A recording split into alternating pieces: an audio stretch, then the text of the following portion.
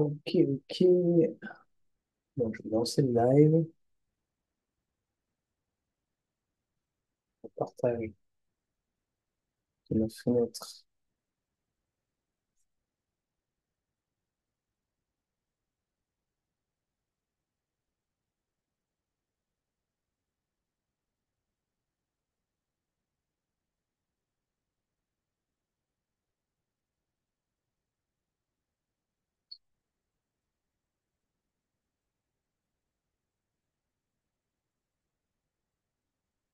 Ok, ok. Donc, je vais lancer le live. Je partage de la fenêtre.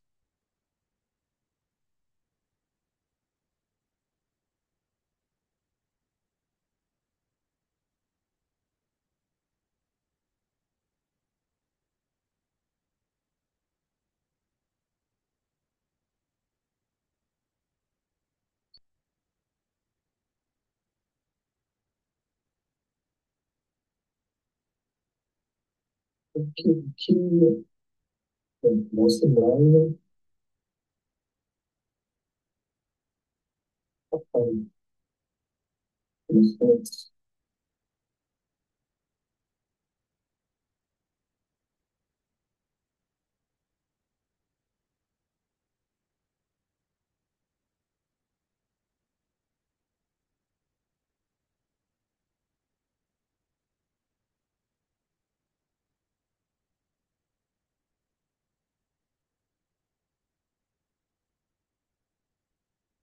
Ok, ok. Donc, je vais lancer le live. Je partage de la fenêtre.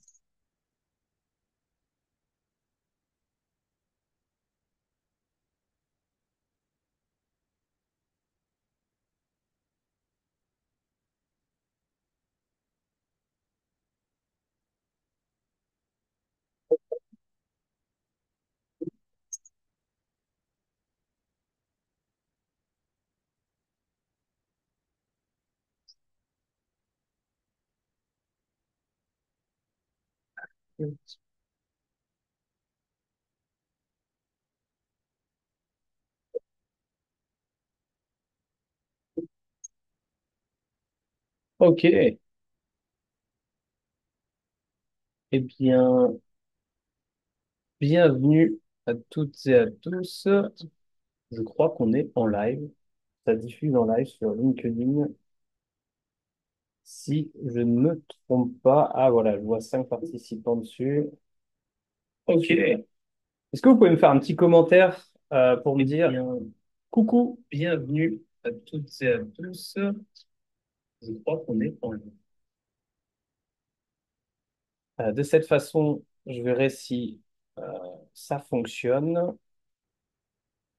J'ai un petite minute d'avance. Ah non, ça y est, il est 30, on va pouvoir démarrer. Il y a un léger décalage de chez moi, euh, mais ça va pas nous empêcher de se lancer. Hop. Alors, super. Ouais, très bien, tout est là. Ok, alors j'ai pas de réaction pour l'instant dans le chat, pas à ma connaissance. Je vais faire juste une actu ici. Alors je vous préviens, c'est mon premier live sur LinkedIn. C'est une expérience en direct, une nouvelle expérience qui sera peut-être imparfaite, mais au moins elle sera faite. Et le sujet du jour, donc ce qui nous rassemble, c'est de discuter euh, des problématiques qu'on peut rencontrer lorsqu'on développe une activité de coach certifié ou RNCP, qui sont de trouver des clients. Et euh, comme on aime bien le faire en coaching, en tout cas moi j'aime bien cet outil de les 10 meilleures façons que tu aurais de ne pas atteindre ton objectif. Et ici, donc, je m'adresse à des gens, à vous qui avez des objectifs de trouver de vos premiers clients. Et ben, ça va être les 10 erreurs à éviter à tout prix pour trouver vos premiers clients, ou les 10 meilleures façons de ne pas les trouver. Donc, je parle de stop le site internet, l'automatisation, la délégation de vos réseaux. On reprend les choses dans l'ordre. Alors, on va mettre de l'eau dans son vin. Je suis pas là pour dire ce qui doit être fait de façon. J'ai pas la science infuse, je vous rassure. Je vais vous parler plus à travers mon expérience et ce que je peux observer à travers déjà plusieurs années de tests, de développement, d'erreurs, et de tas d'expérimentations, ce qui peut en tout cas ne pas fonctionner.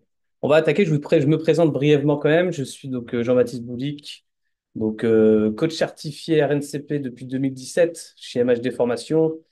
Je me suis formé aussi donc au, j'allais dire business coaching, surtout sur le développement d'entreprises. Et je suis facilitateur, notamment sur le titre RNCP à travers du tutorat sur le bloc 1 de la certification RNCP, c'est-à-dire la création d'activités. Pour ceux qui connaissent et qui se reconnaîtront. J'ai 15 ans d'expérience, ouais, j'ai 39 ans, hein, quand même, pour me donner mon âge. J'ai deux enfants, je suis papa. Demain, c'est les vacances, pour ceux qui vivent en Bretagne ou en tout cas dans la région. Et voilà, et du coup, c'est un plaisir de vous retrouver et de vous parler donc de tout ce sujet-là.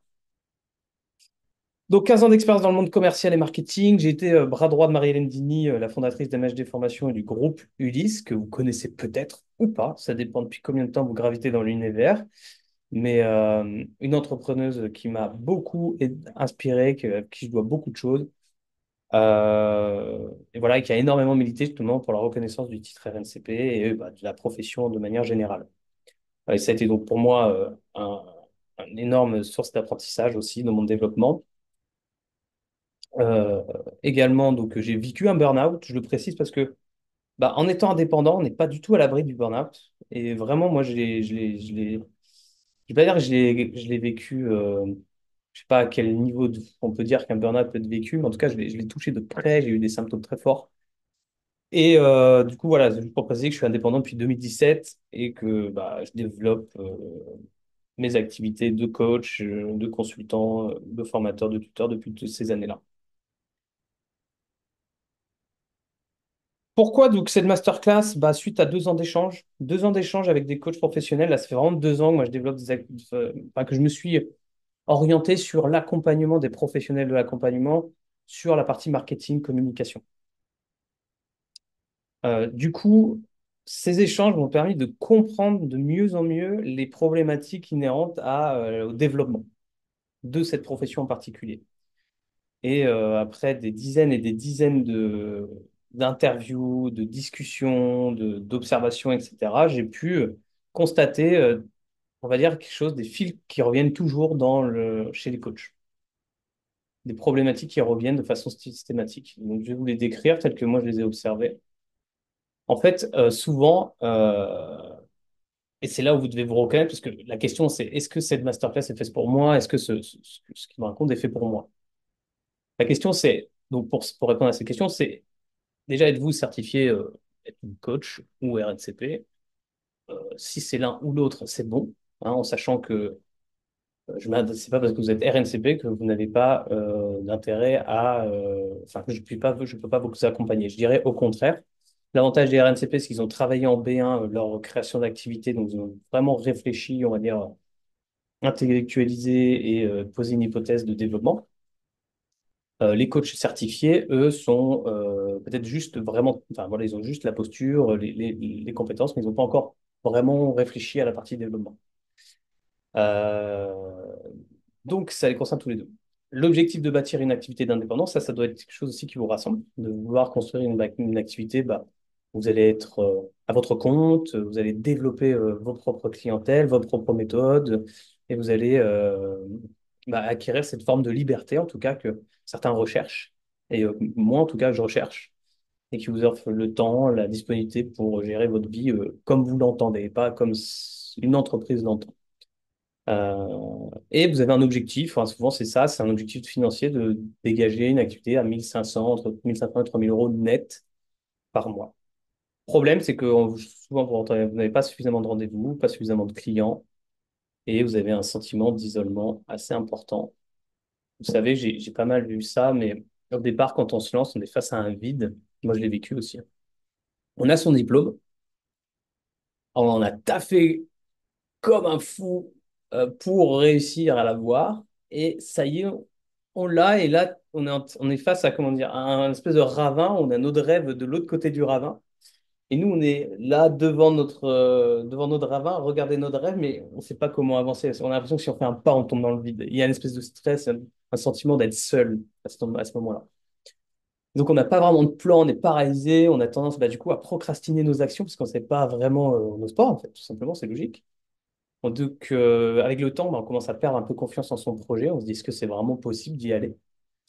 Et on finit par croire qu'on va peut-être pas y arriver.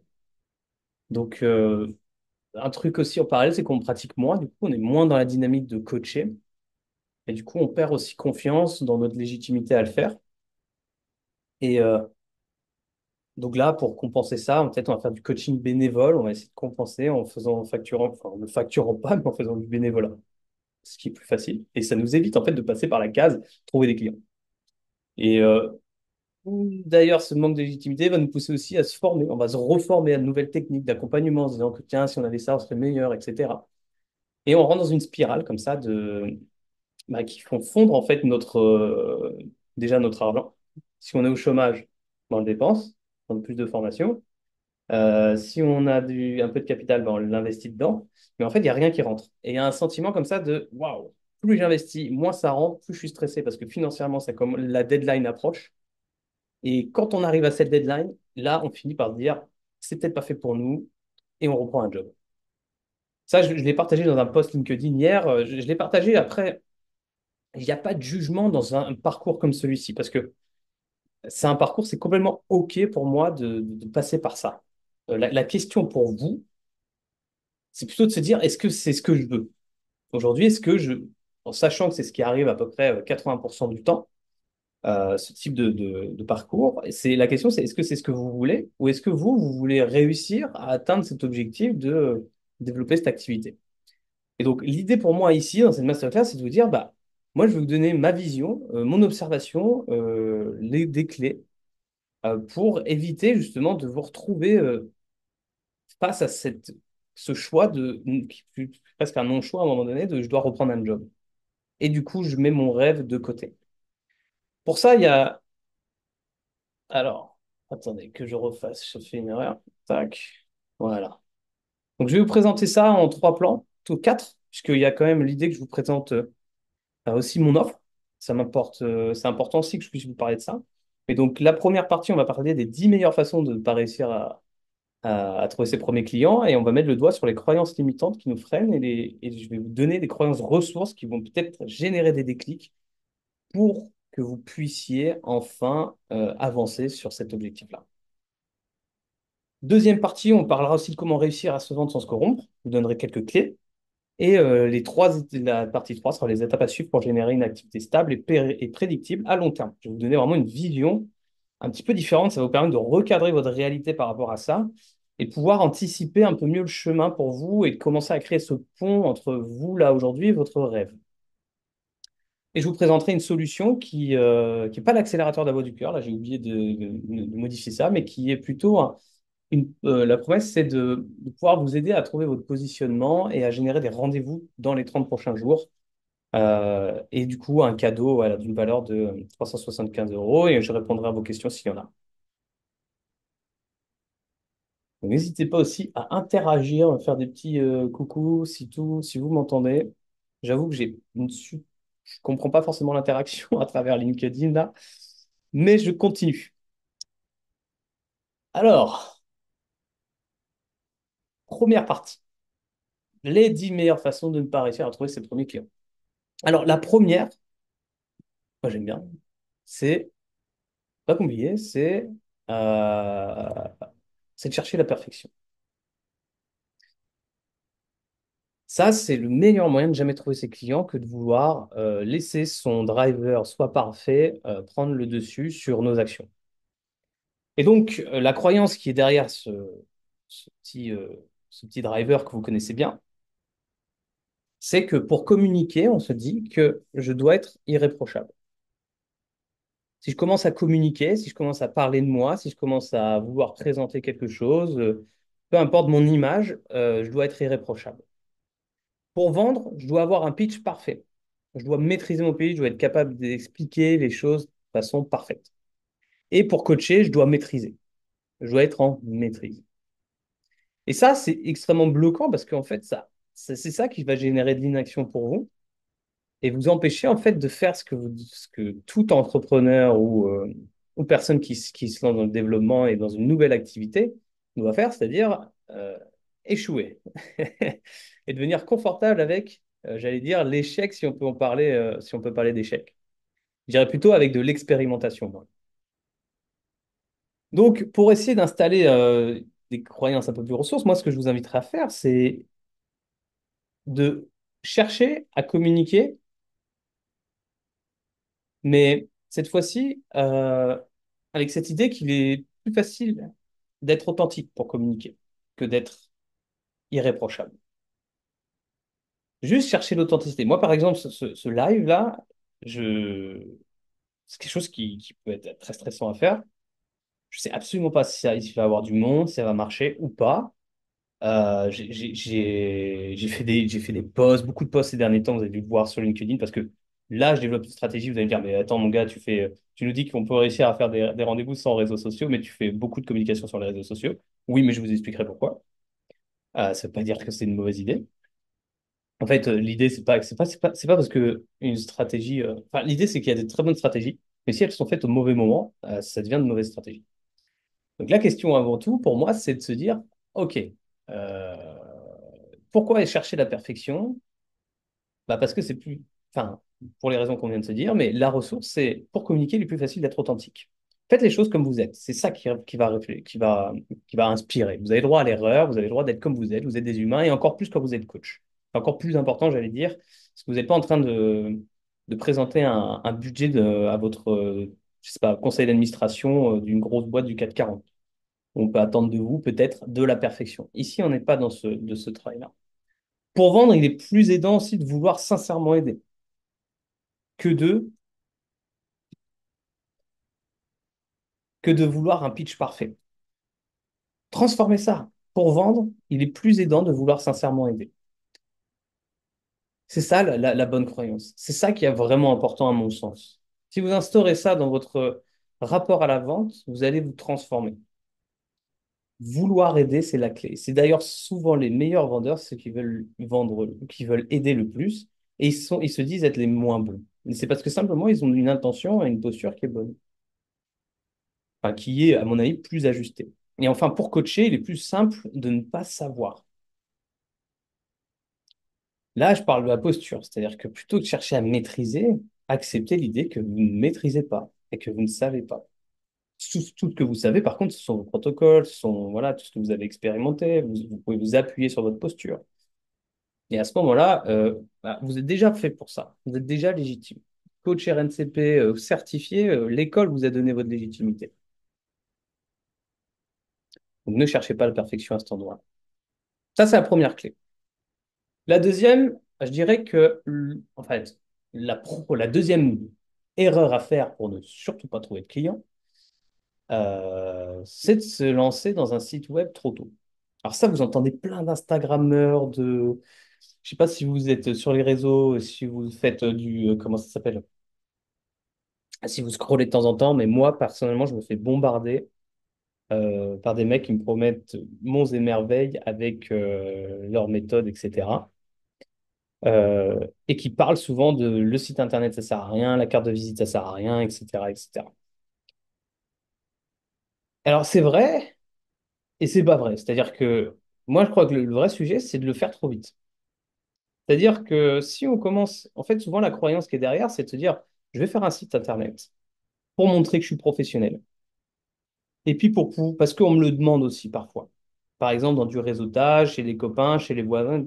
Enfin, quand vous faites, il y a une espèce de truc de dire, bah, au démarrage, je vais distribuer des cartes de visite et c'est ce qui va me permettre de ramener des clients. Ou je vais montrer mon site internet et c'est ce qui va me permettre de ramener des clients. Or, ça ne fonctionne pas comme ça parce que vous ne prendra pas plus au sérieux. En fait, on est déjà au courant que vous êtes sérieux. C'est une bonne chose de se montrer. Un site internet, ça peut être vraiment une source de clients. J'ai aucun doute là-dessus. Le problème, c'est que Les premiers clients n'achètent pas un site internet. Ils achètent avant tout votre accompagnement. Donc, si une personne, par exemple, en tête à tête, j'ai déjà entendu ça aussi, c'est par exemple, vous croisez quelqu'un, vous lui parlez de votre offre, et il vous dit, ah bah super, bah, tu as un site internet? Et je vais aller voir et puis je vais me renseigner. Et là, si vous n'en avez pas, vous allez dire, bah là, on m'en demande un. Mais en fait, ce qu'il faut comprendre, c'est que là, vous êtes face à une fausse barbe ou une espèce d'objection qui permet en fait à la personne de dire gentiment, en fait, moi, ça m'intéresse pas ton truc parce que déjà, je comprends pas ce que ça m'apporte. Pas vraiment. Ça doit être certainement bien pour quelqu'un d'autre, mais pour moi, ça me concerne pas. Et du coup, bah, c'est un moyen de dire, de mettre fin à la discussion en disant, bah, j'irai voir ton site et je vais partager et parler autour de toi pour être gentil et bienveillant avec vous, pour vous encourager dans votre démarche. Mais encore une fois, ça ne vous rapporte pas de clients. Donc, la clé, c'est réfléchissez d'abord avant toute chose à valider une offre. Et ensuite, le site se viendra. Et vous le communiquerez aux bonnes personnes. Troisième étape, c'est pas une étape, c'est n'importe quoi, c'est une erreur. Déléguer trop vite sa communication. Ça, j'ai entendu. Il y en a beaucoup qui se questionnent de se dire, moi, on est venu me voir pour ça aussi, et je crois vraiment que c'est une erreur. J'ai voulu le faire aussi. Enfin, tout le monde y passe parce que la communication, en fait, qu'est-ce qu'on dit? Ben, on dit qu'on n'est pas des experts, ni de du marketing, ni commercial, et on n'a pas envie de l'être parce que ça nous casse les pieds, ça nous ennuie, ça nous... Voilà, je passe les mots. Et ça, le problème de ça, c'est que si vous le faites, si vous déléguez trop vite votre com, vous allez avoir, en fait, vous allez dépenser du temps et de l'argent, mais vous n'allez pas avoir de retour sur investissement. En fait, c'est juste éviter une étape incontournable si vous souhaitez en tout cas développer votre activité en tant que, j'allais dire, indépendant, auto-entrepreneur, coach entrepreneur, vous devez passer aussi par ces étapes clés qui sont de développer des nouvelles compétences. Et pourquoi le faire? Bah, parce que c'est en parlant vous-même de votre offre que vous allez affiner votre message et que vous allez créer un lien fort avec le prospect. En fait, en passant par cette étape-là et en osant, en élargissant votre zone de confort, en allant vers une zone peut-être inconfortable pour vous, mais qui doit devenir confortable, à force de faire, car vous savez que c'est l'action en tant que coach qui génère le confort. À un moment donné, vous êtes tous mis en inconfort pour aller vers ce choix de carrière. Vous avez fait je sais pas, un geste extrêmement courageux, moi, de mon regard, de vous lancer dans une aventure comme celle-ci, au risque d'être regardé, jugé, etc., pour le choix que vous faites, pour le système que vous avez bougé autour de vous. Et comprenez que c'est grâce à ça, grâce à ces efforts et en continuant, parce que ça ne s'arrête pas à la formation, j'allais dire malheureusement, et c'est la mauvaise nouvelle, c'est que si vous faites le choix de cet entrepreneuriat, vous allez continuer à apprendre encore très longtemps. Comme moi je le fais et comme beaucoup le font, moi je me sens vraiment être presque un débutant en fait. Après 7 ans à faire ça, je me dis, mais oh là là, qu'est-ce que j'ai encore à apprendre? Qu'est-ce que j'ai encore à faire et à expérimenter? Et c'est ce qui me nourrit le plus en fait. Et c'est une joie en fait d'apprendre des nouvelles choses. Et donc ce qu'il y a, c'est se connecter à la joie de développer votre compétence de marketing, de commercial et de le faire avec entrain, avec plaisir. Et ça va vous apporter, c'est en plus en le faisant que vous allez avoir les meilleurs clients et trouver potentiellement la cible que vous recherchez, le client de cœur que vous recherchez. Je passe à la 4. Quelle heure est-il? Faut pas que je perde de temps, 50, ça va. Euh, Quatrième erreur à faire absolument si vous ne voulez pas trouver de client. Ne pas clarifier son offre. À un moment donné, l'offre, c'est une clé. Qu'est-ce que c'est qu'une offre? Juste pour préciser, l'offre, c'est la manière dont vous allez montrer la valeur de votre accompagnement à quelqu'un. Pourquoi on ne veut pas travailler sur son offre? Souvent, on se dit que bah, le coaching, ça peut s'appliquer à tous les domaines et qu'il n'y a pas besoin d'être trop spécifique pour le vendre. On se dit, alors je pense qu'il y a aussi des croyances derrière qui sont, comme le coaching, c'est un métier, qu'on m'a formé dans mon école à un modèle d'offres assez classique qui sont, je fais une séance gratuite, puis 10 séances sur un an ou sur 6 mois et on se voit de temps en temps, etc. Ça, il faut comprendre que ça, c'est une méthode.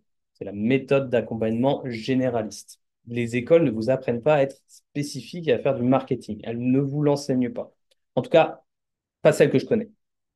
La problématique de ça, c'est que derrière, vous vous retrouvez avec, comme tout le monde, des choses très généralistes, très peu spécifiques et qui ne parlent à personne, qui s'adressent à tout le monde et qui ne parlent à personne. Donc, la clé pour moi de clarifier son offre, c'est d'avant tout d'aller clarifier tous ces éléments-là. Donc, en travaillant sur ça, ce que je vous invite moi à faire et à reconsidérer, c'est que plus vous allez être précis sur votre offre, plus vous allez aider vos prospects, votre cible, votre marché à comprendre exactement ce que vous lui apportez et pourquoi il devrait me choisir et pourquoi il devrait vous choisir. En fait, c'est ça la force Enfin, c'est la croyance que vous devriez avoir. C'est de toujours être focalisé sur la manière dont vous comprenez exactement ce que vous apportez à vos clients. Et c'est comme ça qu'ils vont vous choisir. Et que vous arrêtez de vouloir vendre à tout prix votre coaching. J'ai dit coaching. J'ai l'impression d'avoir les mots qui savonnent. Cinquième, cinquième erreur. Publier sans objectif ni cohérence. Ça, c'est aussi quelque chose qu'on fait au départ. Alors, on ne fait jamais sans objectif et sans cohérence. C'est pas tout à fait juste, je trouve, de le dire comme ça. Mais certainement que les objectifs, ou en tout cas l'intention, est pas exactement au bon endroit. Alors qu'au démarrage, alors c'est toujours bien de parler de soi, d'expliquer ce qu'on a fait, le choix qu'on a pris. Ça y est, on est certifié, on a eu notre diplôme, voilà ce qu'on veut faire, voilà l'impact qu'on veut avoir, etc. C'est super. C'est super, mais malheureusement, ça n'apporte pas de clients. Alors, j'allais dire que ça peut apporter des clients genre, par chance, mais stratégiquement, en tout cas, c'est pas la stratégie la meilleure. Euh, Pourquoi on fait ça pour viser sans objectif ni cohérence? Ça vient juste d'un truc de l'observation de ce qu'on vit au quotidien quand on est sur nos smartphones, où on voit des influenceurs qui ont des grosses audiences. Inconsciemment, on sait que ça fonctionne. On se dit, plus il y a de vues, plus il y a de likes, plus il y a de réactions, plus ça marche. Et du coup, inconsciemment, on a un réflexe qui est de se dire, on modélise. C'est de modéliser en fait ce fonctionnement, ce fonctionnement d'influenceur. Donc on se dit qu'il faut être partout, qu'il faut poster souvent pour exister en ligne, et peu importe la forme, ou en tout cas, ou non, j'allais dire même pas peu importe la forme, c'est souvent en essayant plus d'être à hauteur de ce qu'on voudrait. Du coup, c'est d'ailleurs ce qui fait qu'on a un tel écart entre nous, ce qu'on ose faire et l'idéal des mecs qui ont 10 ans d'expérience à parler sur les réseaux. Enfin, moi, si là je me juge, je me dis que vraiment, enfin, je me juge, je vais pas être gentil avec moi, quoi. Me dire c'est qui ce débutant, etc. Enfin, moi, j'ai peu d'expérience de communication en ligne comme ça. C'est pourquoi je le fais. Pourquoi malgré tout je le fais. Et pourquoi je le fais pas comme ça. Et parce que, en fait, la croyance qui est derrière, c'est que déjà, il y a l'imperfection. Là, je pense que le message que vous voyez à l'écran n'est pas tout à fait ligne. Je vais le reclarifier. C'est l'idée que, de base, c'est vouloir publier sans origine de cohérence. C'est ça. Déjà, c'est une erreur de base de vouloir publier pour publier. L'intention qui devrait être derrière, c'est de publier euh, éventuellement, c'est-à-dire déjà, pas forcément obligatoire. Et si on le fait, de le faire après avoir fait un certain nombre d'étapes avant. Et la stratégie de compte nucléaire me permet de diffuser régulièrement des messages à ligne impactants au lieu de me disperser. Alors ça, oui, si vous êtes dans j'allais dire, voilà, ça souvent, enfin, je sais pas si c'est le cas en réalité, je suis en train de me questionner moi-même sur est-ce que c'est vraiment un sujet pour vous. Souvent, plutôt le sujet, c'est déjà est-ce que je vais oser communiquer et me lancer? On n'en est souvent pas à je communique comme un malade et je le fais n'importe comment. Donc, je vais quand même passer sur cette étape. Je pense qu'on pourra y revenir. Il y a plusieurs autres erreurs qui sont peut-être plus pertinentes. La sixième erreur, sous-estimer la puissance du réseau personnel. Alors ça, c'est clair. C'est vraiment une erreur. Je ne sais pas pourquoi, il y a une espèce de biais cognitif là-dessus, de se dire, en fait, on va passer en dehors de notre réseau pour aller trouver nos premiers clients.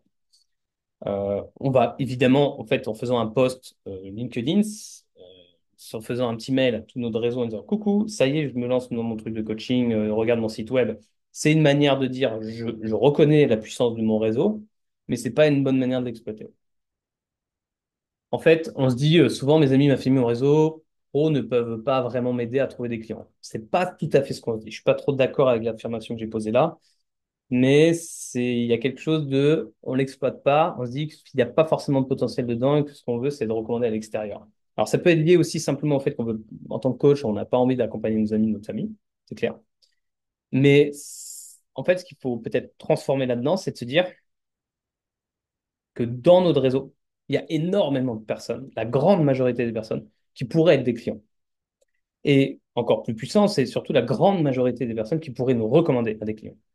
Et quand on prend les études qui sont faites autour de ça, on sait que une personne qui a 10 ans de carrière professionnelle va avoir au minimum 500 personnes dans son réseau. Alors là, vous allez me dire 500, j'y crois pas. Attends, j'ai déjà que 115, 120, 130 personnes dans mon réseau LinkedIn. Comment je peux en avoir 500? Eh ben, en cherchant un peu, on peut remonter loin et avoir pas mal de remonter à beaucoup, beaucoup de personnes. Et en fait, c'est énorme la puissance que ça peut avoir, l'impact que ça peut avoir de réussir à exploiter ça. Donc, par exemple, mon cercle proche chez Pro peuvent être un formidable relais, recommander mes services et me présenter à des potentiels clients. Ouais.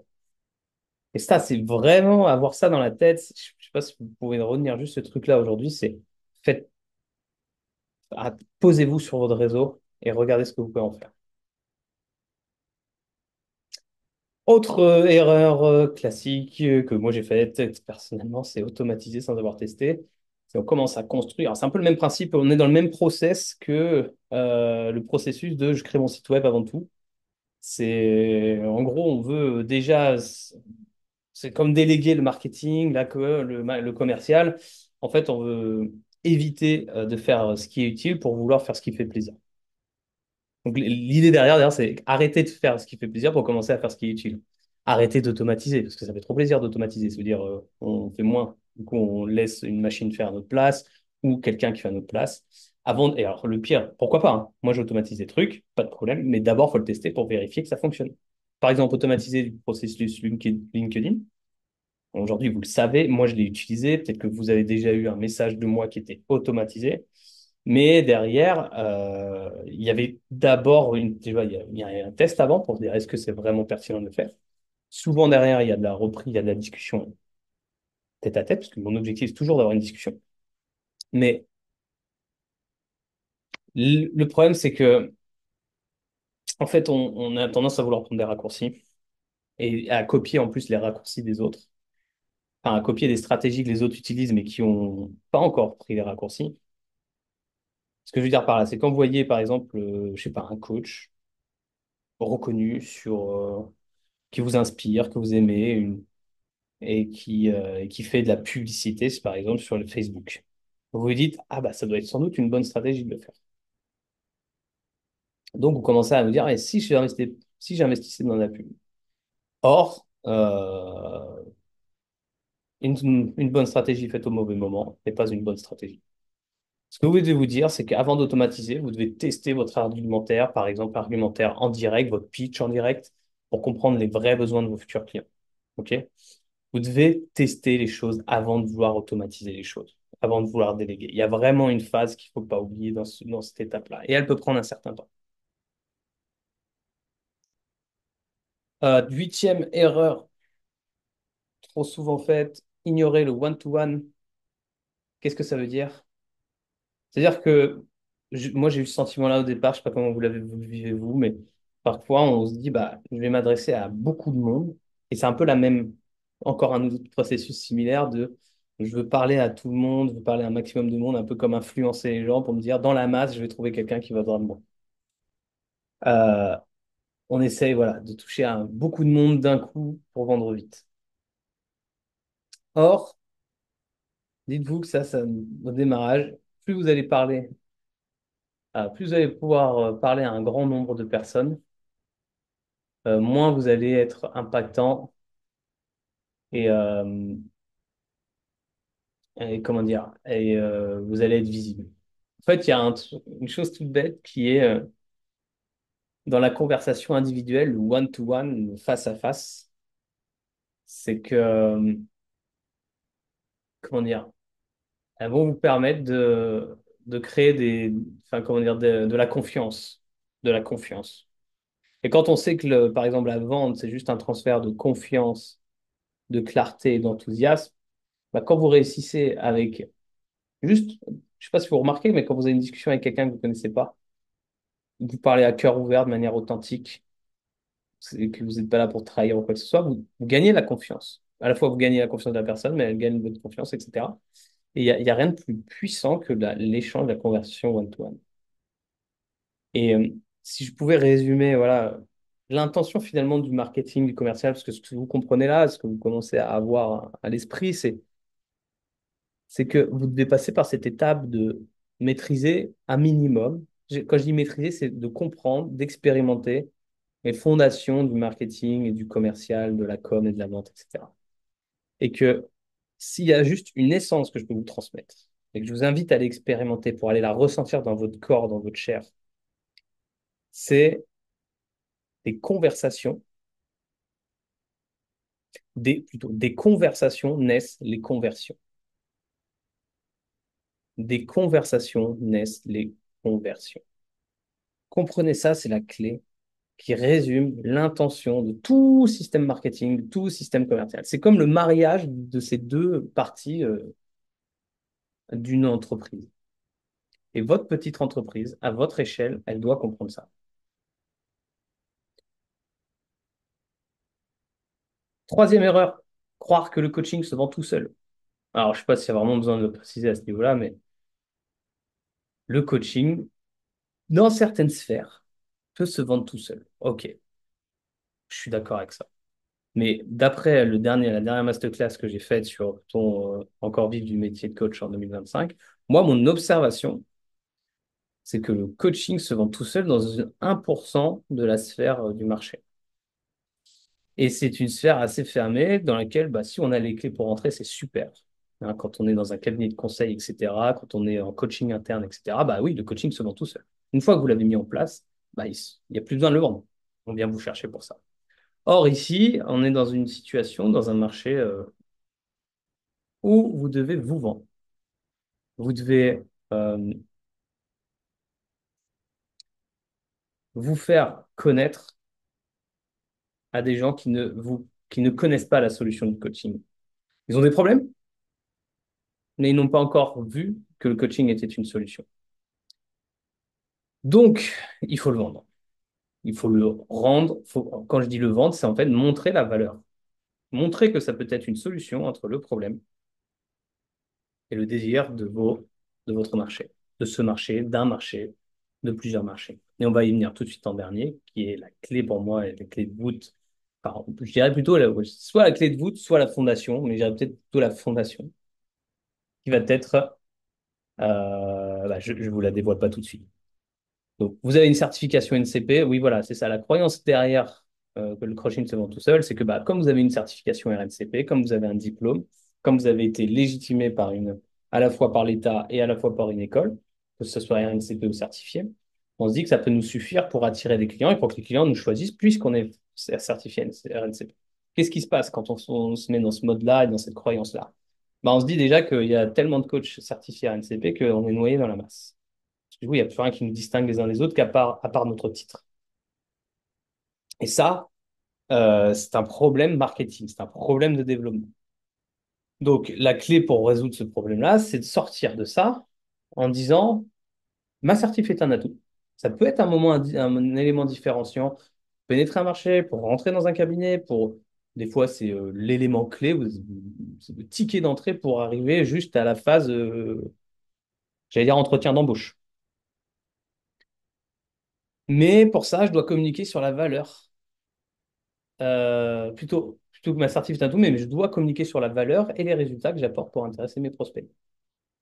Donc là, c'est ce que je vous disais, c'est voilà, vous devez vous adresser à un marché inconscient et du coup, vous devez avoir une stratégie pour d'un coup ne plus parler de votre solution, mais de parler de la transformation que vous apportez aux gens. Et enfin, la 10, vouloir s'adresser à tout le monde. Ça, c'est la meilleure façon de ne pas trouver de clients. Qu'est-ce qu'il y a derrière cette croyance-là? Enfin, derrière ça, c'est bah, si je me concentre sur une seule niche, je vais rater toutes les autres. C'est tout simple, c'est ça. C'est la peur, en fait, de passer à côté d'un client. Et en fait, cette peur-là, comme un aimant, comme quelque chose de polarisant, attire exactement ce que vous voulez repousser.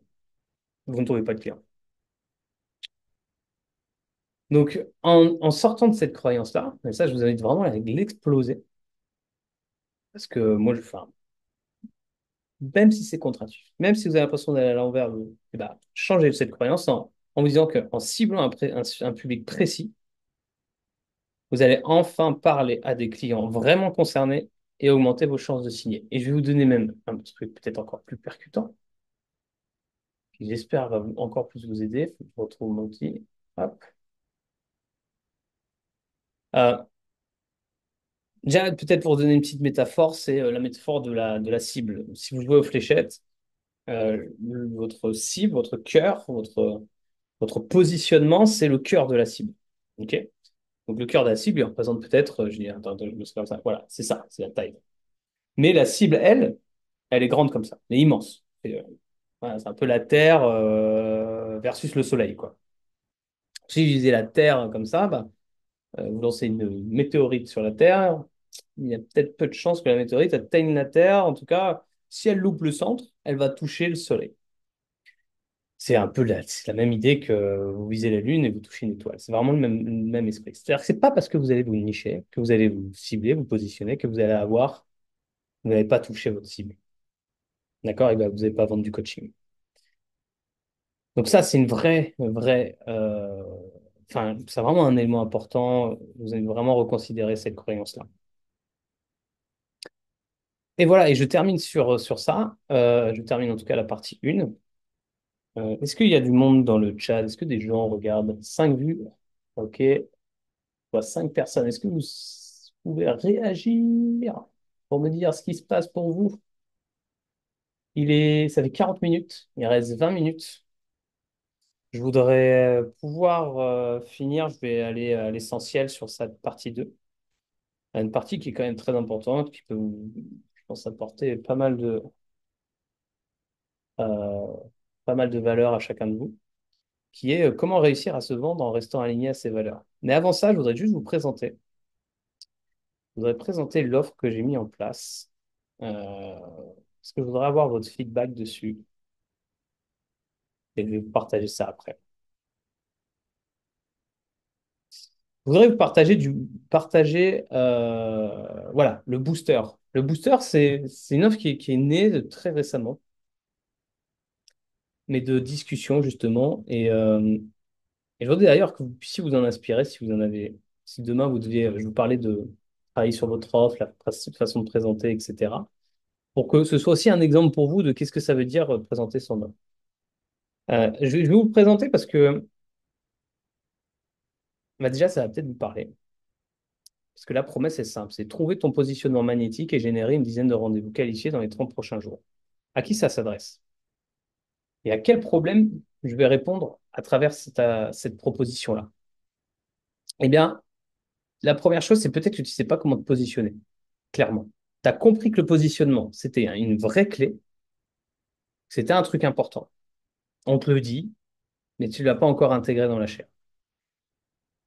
Tu as commencé à communiquer, peut-être prospecter sur LinkedIn, à modifier un peu ton profil, à annoncer que tu étais coach, etc. Mais tu sens que le message est confus, qui ne percute pas, qui peut être à l'origine aussi d'un manque de résultats sur LinkedIn, et peut-être de manière générale sur ton pitch, sur la manière de te présenter, sur le sentiment que quand tu parles à quelqu'un de ton entourage, dans du réseautage, du networking, etc., quand tu appelles du coaching, il y a un truc, ça prend pas. Les gens te disent, super, mais moi, ça m'intéresse pas. Bien, c'est un problème de positionnement. Donc là, on va enfin travailler, t'aider à résoudre ce problème-là. Et ensuite, la deuxième, c'est tu n'arrives pas forcément pas à générer de rendez-vous. Des rendez-vous qualifiés, il n'y a pas de rendez-vous. Ton agenda, il est vide, tu as beau faire des actions, les gens ne viennent pas vers toi, et ça te frustre. Parce que tu as le sentiment qu'il y a un truc qui ne va pas. Ok.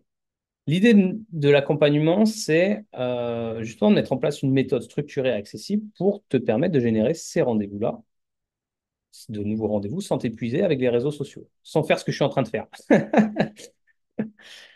En tout cas, pas tout de suite. Si un jour tu as envie de le faire, tu pourras. Et encore, c'est pas du tout obligatoire. Moi, je le fais parce que c'est un choix. C'est un choix. T'apporter de la confiance nécessaire pour vendre en restant authentique. Et te donner une structure qui te donne des étapes à suivre pour aller vers justement trouver ses clients. Tu vas commencer à avoir un peu le morceau du pont là, vers ton objectif, avoir les premières marches au moins. Et ça en étant accompagné en mode one-to-one. Donc l'idée c'est que tu ne sois pas seul dans ce truc-là, que tu aies quelqu'un qui t'aide à faire, à réfléchir. Et donc là, l'accompagnement, il y aurait aussi également à focaliser sur l'action, c'est-à-dire arrêter des contenus de formation théorique où t'en as marre, tu sais, de ces vidéos interminables où, en fait, tu sais, tu tapes ChatGPT, puis tu sais, en fait, comment le faire. Et pourtant, tu as beau essayer de faire ChatGPT, il te manque quelque chose. Et ben, l'idée, c'est d'avoir justement quelqu'un qui t'aide à faire et qui te pousse à l'action et qui te pousse à avoir un résultat. Et ben, la méthode Booster, c'est ça. Dans un premier temps, on trouve ton positionnement magnétique. Comment? Bah, à travers genre une méthodologie et mon accompagnement. Donc, on le fait ensemble. Et on va travailler vraiment sur ce sujet-là pour que tu te positionnes une bonne fois pour toutes. Alors, j'allais dire pas ad vitam aeternam, mais au moins une bonne fois pour toutes pour aller chercher la suite, générer tes rendez-vous. Et je te donnerai une méthode hyper puissante qu'on a testée avec le groupe que j'accompagne dans un programme parallèle et qui a permis de générer 40 rendez-vous dans le premier mois. Hyper rapide, enfin, très efficace. Et encore, je dis ça et ça continue à en générer. Enfin, c'est pas un truc qui s'arrête, évidemment. C'est pas genre, dire rendez-vous, puis ça y est, j'ai atteint mon rêve. Non, c'est le début. Mais c'est les premiers pas qui sont les plus importants. Et enfin, je te donnerai aussi le moyen d'optimiser ton profil Unique, parce que c'est souvent un sujet de qu'est-ce que je fais de mon profil, comment je l'optimise bien, et ça fait partie aussi de l'accompagnement. Donc, comme je t'explique, cet accompagnement, il comprend plusieurs choses. Il y a un programme one-to-one, 100% à distance, des process, de méthodes fournies et accessibles en ligne. Il y a une plateforme où je te donne les process, tu peux les copier-coller. Enfin, il y a vraiment tout un espace de travail hyper intuitif, simple, qui te permet voilà, d'avoir toute cette méthode à portée de main. Tu as une plateforme collaborative. Alors ça, j'allais dire, une plateforme d'entraide avec un groupe de pairs. Donc, tu accèdes à la communauté qui ont déjà, qui pratiquent ça et qui vont du coup, à qui tu vas pouvoir poser des questions, tu vas pouvoir voir aussi ce qui s'échange, ce qui se dit, etc. Tu auras donc une séance de coaching avec moi en direct pour pouvoir travailler, donc, comme je te le disais tout à l'heure, sur le positionnement. Et surtout, tu as un accès à un support illimité pendant 30 jours sur l'intégration, les questions que ça va te susciter, etc. Et on échange ensemble, c'est avec moi, autant de fois que possible pour atteindre ton objectif et mettre tout en place. En plus de ça, évidemment, ce que j'aime, c'est les bonus. Des bonus vraiment, vraiment, vraiment, moi je trouve hyper quali. J'espère que ça va te parler. C'est masterclass, donc une première masterclass, les secrets du réseautage avec la queen du networking. Et en plus, une session questions-réponses avec elle. Donc, je vais t'as donné un accès VIP, donc à une masterclass qui, en plus, normalement, est réservée aux membres de mon accompagnement principal et donc, qui est une personne qui est experte en networking. Et c'est vraiment, genre, elle a développé une espèce de talent et une zone de génie du networking. Et elle développe, alors je crois que c'est à 80%, mais genre, je crois que c'est même plus que ça. Tous ses clients, elle les trouve à travers ça. Et c'est vraiment une de ses fondations. Euh, Elle est plutôt consultante, mais elle fait aussi du coaching. Enfin, quelque chose qui peut être assez similaire, mais la manière est toujours la même dans les systèmes de services, la vente de services. Donc, c'est une méthode géniale. Donc, ça, c'est un premier bonus d'une valeur de 375 euros. Je l'ai valorisé à ce prix-là. Deuxième bonus, c'est une interview live d'une coach qui se positionne et qui vit de son business. Et elle va partager la vérité de ce qu'elle vit, pareil, en live. Ça fera partie de l'offre. Avec un temps d'échange questions-réponses, ça va permettre de vraiment voir ce que ça veut dire, de trouver des espaces d'inspiration, choper aussi des clés, de mindset, des blocages pour aller faire sauter ces blocages qui nous verrouillent et aller faire ce qu'on a à faire et à traverser ce pont. Et enfin, le troisième, c'est un workshop avec une graphiste pour utiliser l'outil Canva comme une pro et pimper tes visuels LinkedIn. Ça, c'est pareil, c'est une grosse valeur pour moi. Enfin, que là, on sort de je te forme, c'est tu viens, on te pose des questions, c'est quoi où tu bloques, comment te faire, comment elle fait quand elle est graphiste, etc. Enfin, elle va te donner de la valeur à fond et l'idée, c'est que bah, tu ressortes avec toute la promesse clé en main. Donc, tout ça pour la modique somme de c'est le téléachat. En fait, je fais une offre spéciale là. En ce moment, c'est vraiment limité dans le temps. Et l'idée, c'est le prix de cet accompagnement, il va aux 750 euros. Là, je voudrais proposer à tous, enfin aux 5, je dirais pas à tous, mais aux 5 qui vont s'inscrire sur ce programme-là, de le faire à 450 euros. 450 euros, ce sera valable jusqu'à 15 février. Au-delà, moi, je coupe. Et s'il y a déjà 5 places avant, ce sera terminé. Donc, si ça t'intéresse, déjà, moi, je serais curieux de savoir si ça t'intéresse. Très instructif. Salut Nadia. Ah, j'avais pas vu que tu étais là. J'espère que c'est instructif. Bah, si cette offre est instructive, je suis très content de l'entendre. Je vais revenir ensuite sur les derniers éléments. On regarde 8 heures, 18 heures. Ouais, j'aurai un petit peu de temps pour revenir sur la deuxième partie. Je trouve intéressant de parler de l'offre et de présenter comment structurer une offre, effectivement. Donc, voilà. Donc, si ça t'intéresse, t'as simplement, tu sais comment prendre contact avec moi. Dans le chat LinkedIn, tu me fais un petit coucou. Le booster, ça m'intéresse. Tu as quand même le booster. Et pour ce qui est de... Ah, c'est rigolo. Nadia Bern. Ouais, j'avais pas vu que tu es coach professionnel certifié RS 5242. Mais oui, parce que tu viens d'obtenir le répertoire spécifique. Super intéressant. Donc voilà pour la présentation. Ah oui, j'avais mis des petits témoignages de ce que ça a apporté pour d'autres clients. Pour les clients qui suivent l'accélérateur, qui ont suivi d'ailleurs toutes ces méthodologies. Et du coup, qui sont super contents de tout ça, qui font des retours très très pertinents. Certains voilà, vendent, d'autres génèrent des rendez-vous. Enfin, tout le monde génère des rendez-vous, mais voilà, surtout, il y a des déblocages sur la partie commerciale, etc. Je vais revenir un petit peu en arrière, juste pour vous apporter des petites clés. Moi, j'aime bien cette clé-là, ce déblocage mental sur comment réussir à se vendre en restant aligné sur ses valeurs. Euh, Juste partir des problématiques qu'on rencontre souvent au démarrage. J'ai juste besoin de mes notes. Ouais, c'est ça. Hop, tac, tac, tac. Hop, je referme ça. Ouais, le problème souvent au démarrage, et je vais revenir sur le sujet, mais c'est qu'on a un problème de légitimité. Souvent, on se dit, si j'arrive pas à vendre, euh, ce qui peut nous freiner dans notre vente, c'est notre sentiment d'illégitimité. Est-ce que je suis vraiment légitime pour le faire? Ça vient péter un truc tout simple qui est l'enthousiasme. L'enthousiasme à accompagner la personne parce que comme on n'est pas sûr de notre capacité à le faire, on perd l'enthousiasme. Et je vous rappelle les trois clés de la vente, clarté, enthousiasme, confiance. Donc, si vous n'êtes pas légitime, vous n'êtes déjà pas confiant.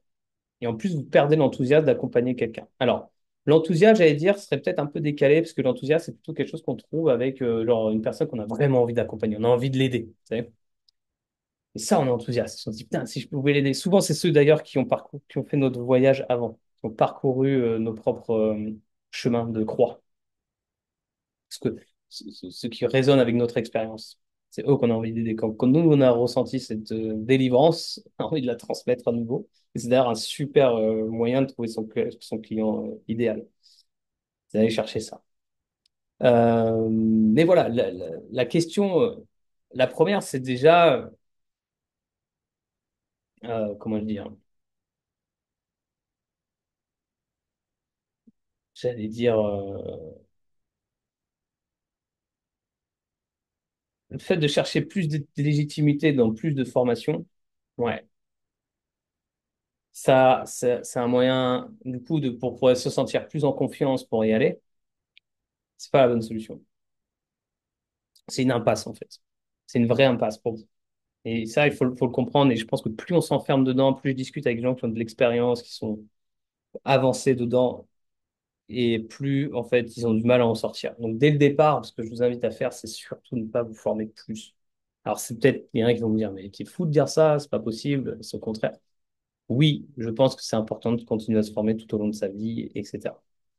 Mais la priorité, si on doit faire les choses dans l'ordre, c'est avant toute chose de faire ce qui est utile et arrêter de faire ce qui fait plaisir. Je l'ai déjà dit tout à l'heure, mais je le redis, c'est arrêter de faire ce qui fait plaisir pour commencer à faire ce qui est vraiment utile. Et ce qui est utile pour vous au démarrage, c'est de rentrer des clients. Il n'y a que ça de vrai. Sinon, votre pont, jamais vous le traverserez. Votre rêve, il s'arrêtera à la fin du chômage.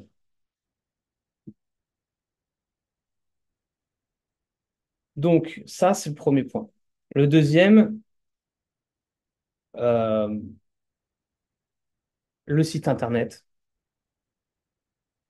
On se dit que ça va peut-être nous aider à mieux vendre. Et on passe du temps à communiquer, etc. Tout ça nous fait penser qu'on aura une vente, peut-être, qu'on arrivera à vendre plus facilement. Or, qu'est-ce qui se passe? C'est encore une fois, là, je vais redire une chose que j'ai déjà dit, mais je vais appuyer dessus. Je vous donne une bonne stratégie faite au mauvais moment est une mauvaise stratégie. Ne communiquez pas des stratégies qui ne vont pas avec votre là où vous en êtes réellement vous. Ne me copiez pas. Aujourd'hui, ne vous dites pas qu'il faut que j'aille faire du live sur LinkedIn. Si aujourd'hui vous démarrez, oubliez cette idée. Pour le moment, concentrez-vous sur les problèmes que vous avez à résoudre maintenant et pas sur les problèmes futurs. Anticipez pas des actions qui n'existent pas ou n'anticipez pas des problèmes qui n'existent pas. Ne vous créez pas des problèmes qui n'existent pas. Commencez par faire les vraies actions utiles. Et enfin, votre positionnement métier, où vous adressez votre solution à presque tout le monde, ne parle à personne. Ou juste à ceux qui cherchent les 1%. Merci, Béatrice. Ouais, je vois bien les bonus, ouais, ça te plaît. Et Nadia, je te le dis parce que je te vois dans le chat, la manière de te positionner, et c'est OK, hein, il n'y a pas de jugement là-dessus. C'est juste un constat, c'est que tes clients ne vont pas voir la valeur de ce RS. Et c'est ça la solution, c'est que si vous voulez, ah oui, j'avais une bonne métaphore, je vais vous la donner parce que c'est la métaphore du plombier. Comment, voilà, pour bien la saisir, mon père est plombier. Euh, Imaginez un plombier qui débute. Voilà. Imaginez un plombier qui débute, en plus, on l'appelle. On l'appelle et on lui dit, il vient vous voir. Et en fait, plutôt que vous écouter, il vous dit, écoutez, je suis le meilleur plombier du monde. Enfin, je vais vous expliquer pourquoi. Parce que déjà, j'ai une certification de plombier. En plus, j'ai des outils de plombier qui sont vraiment bien. Venez voir mon camion, je vais vous montrer tous mes outils et tout ce qu'ils peuvent faire. Ils peuvent régler les problèmes de la terre entière, d'une maison entière. Et qu'est-ce qui se passe? C'est que la personne en face, elle va dire, elle sait quel est son problème. Elle a juste son évier qui est bouché. Et là, elle est face à un plombier qui veut lui apprendre le métier de plombier, qui veut lui prouver que c'est le meilleur dans son métier. Sauf que elle s'en fout. Tout ce qu'elle veut, c'est qu'on débouche son évier. Que ce soit un plombier, un électricien, un enfant de 5 ans ou n'importe qui lui débouche son évier, ce qu'elle veut, c'est retrouver son évier nickel et au meilleur prix. Donc, comprenez que c'est un peu la même approche que je vais vous donner là. C'est l'idée que quand on est coach, on a tendance à vouloir valoriser à notre métier, nos outils, etc. Or, ça n'intéresse pas notre marché, ça n'intéresse pas nos clients. Ce que les clients veulent, c'est transformer leurs problèmes en solution, j'allais dire en solution. En tout cas, ne plus les avoir. D'accord? Supprimer les douleurs. Donc, j'allais dire, la question n'est pas de mieux présenter sa solution, mais de commencer à comprendre le problème de notre cible. Avec ça, c'est vraiment une clé aussi extrêmement importante pour vous. Quand vous avez compris ça, vous pouvez commencer à avancer un peu plus sereinement sur la manière de faire. Et justement, la manière d'y arriver, là, je vais vous donner les étapes du point. Elles sont hyper intéressantes. Les étapes, ça suit pour générer une activité stable et prédictible. C'est un peu le sentiment, c'est ce qu'on souhaite. Hein, on désire tout ça. Alors, disclaimer, l'activité d'entrepreneur n'est pas une activité stable j'allais dire, un long fleuve tranquille. Je pense que tout le monde pourra en témoigner dans mes clients ou même dans les gens qui font de l'entrepreneuriat. C'est un métier, enfin, une activité qui est pleine d'émotions. Je regarde le temps, 27, il me reste 3 minutes pour vous parler de ces quelques étapes. Donc, eh oui, je l'ai dit dans un post il n'y a pas longtemps, arrêtez de vouloir être un meilleur coach, commencez par être un meilleur entrepreneur. Vous êtes déjà un meilleur coach, en fait. C'est ça l'idée de cette phrase. Vous êtes déjà excellent. Vous savez, vous êtes certifié, vous êtes parfait. Maintenant, passez à l'étape suivante. Entrepreneur. Et pourquoi? Et comment on fait ça? C'est simple. Les règles, elles sont toutes bêtes. Une boîte, c'est fait. Ça commence par un positionnement. Une start-up, j'allais dire, parce que vous êtes une start-up. Vous êtes une petite entreprise qui démarre. Donc, vous vous positionnez. Vous développez votre méthode. Vous développez une offre. Vous commencez à la vendre. Et vous développez votre visibilité pour la revendre encore et encore. Et j'allais dire, et là, il y a une boucle d'itération à faire. J'aurais pu faire un cercle, c'est peut-être plus pertinent d'ailleurs, je pourrais revoir ça, mais ça, avant de même développer votre visibilité, renouveler, jusqu'à au moins avoir 5, 6, 7, 8 ventes sur un marché. Et à ce moment-là, vous pourrez commencer à développer scaler, c'est-à-dire scaler, et le terme, il est juste aussi pour ici. Scaler à un niveau qui soit le vôtre. Hein. On ne parle pas d'aller faire des milliards, non. On juste faites le rêve qui vous convient et allez vers ça, step by step. Et c'est tout. Prenez les choses dans cet ordre-là et vous allez voir, ça va enfin, changer absolument la donne pour vous. Et là, vous avez un pont vraiment vers votre activité. Voilà, j'en ai terminé pour la présentation. Je vous rappelle que si vous voulez profiter du coup du booster, eh ben, vous pouvez le faire jusqu'au 15 février. Je serais ravi de pouvoir vous accompagner, de démarrer ensemble. Si vous voulez déjà juste en discuter, parler de votre situation, bah, prenez un rendez-vous avec moi dans l'agenda. Vous apporterez de la clarté, peut-être un peu plus de clarté, peut-être qu'il y a des questions qui émergent de tout ça. D'ailleurs, est-ce qu'il y a du monde encore? Ouais, il y a 4 personnes connectées. Je ne sais pas si vous avez des questions, si vous avez envie d'en discuter. Bah, prenez un rendez-vous, je vous partage tenez, dans le chat aussi mon agenda. Pourquoi pas? Ce serait pas plus mal de l'avoir ici. Ah, parce que je suis ravi, j'ai vraiment kiffé. J'ai pris du plaisir là, à vous parler. J'ai l'impression de parler tout seul. Évidemment, c'est un énorme monologue. Mais on connaît le plaisir aussi quand on est coach quand on se fait des exercices de coaching, vous savez, quand on se fait accompagner, de parler, ça fait du bien. Bah là, il y a un peu de ça. Ah, super, Adélia, merci pour ton retour. Je suis super content. Ça t'a plu? Je serais ravi d'avoir ton feedback. Dites-moi s'il y a des choses qui vous ont particulièrement parlé, s'il y a des choses qui vous ont moins parlé ou qui vous manquent. Partagez-moi ça en commentaire. Vous pouvez les inscrire en commentaire. Je pourrai répondre a posteriori aussi. Et puis, bah, un grand, grand, grand plaisir en tout cas de vous avoir pu vous apporter ça. J'espère qu'il y a des déclics pour vous. Et puis, bah, bonne fin d'appétit et à très, très vite. Très intéressant. Merci pour ton retour. Allez, je vais couper le live et je vous dis à très bientôt pour un nouveau live. Je pense que je vais faire d'autres lives comme ça. Je trouve ça chouette. À part que c'est une galère technique. Enfin, galère. J'exagère vraiment. Je devrais utiliser d'autres mots. Disons qu'il y avait quelques obstacles techniques pour aboutir au live. Et une fois qu'on a compris le principe, ça va. C'est franchement pas intuitif. Allez, à bientôt.